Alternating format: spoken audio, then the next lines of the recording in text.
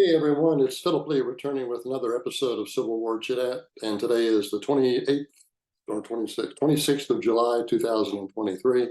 Click on the subscribe button below here to subscribe, and also the notification bell on the far upper right to be notified when it happens. All right, today's topic is, should today's Blacks pay a fee to the descendants of Northern soldiers? As long as Black activists show no thankfulness to the white Union soldiers who freed their ancestors, they will never know the power of gratitude.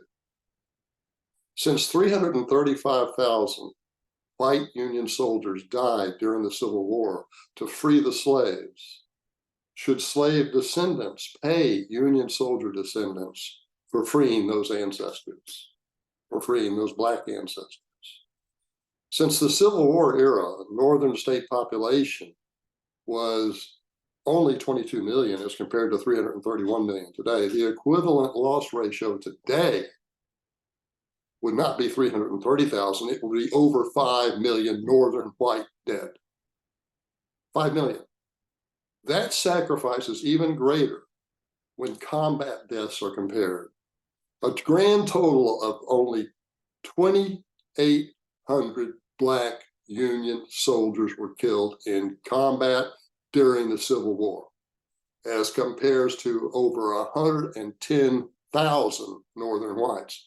Thus, Blacks were only 2.5% of the total Union soldier deaths killed in action.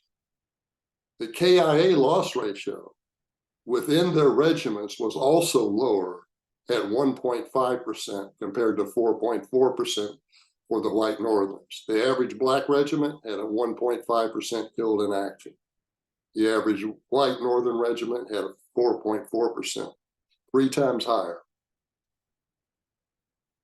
Although I do not believe that today's Blacks should pay for the descendants of Union soldiers, I think that the Black activists, not the majority of the Blacks, but the Black activists could overcome a lot of their obvious hostility and resentment if they were to appreciate the gift that those soldiers gave them with their lives and the blood and treasure.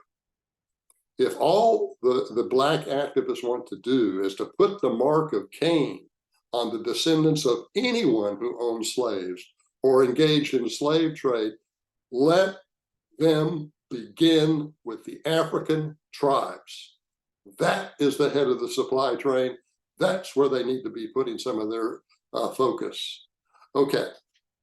I've also put out my new book, Fireside, by Philip Lee. It's the story of how, it's a fictional account of how the Union Army delayed the adoption of why the Union Army delayed the adoption of repeating rifles. It is a mystery thriller, which I've dubbed the greatest story never told. Inventor Christopher Spencer struggles to sell his breakthrough repeating rifle to the U.S. Army, while Confederates applied blackmail to an individual in the supply chain above him. So that's the plot. You can get it for 99 cents for the next 5 days on Kindle. At Kindle, for the next 5 days, it's only 99 cents. After that, it goes to $4. Okay, that is our show for today, and I want to thank you for watching. I look forward to seeing you next time.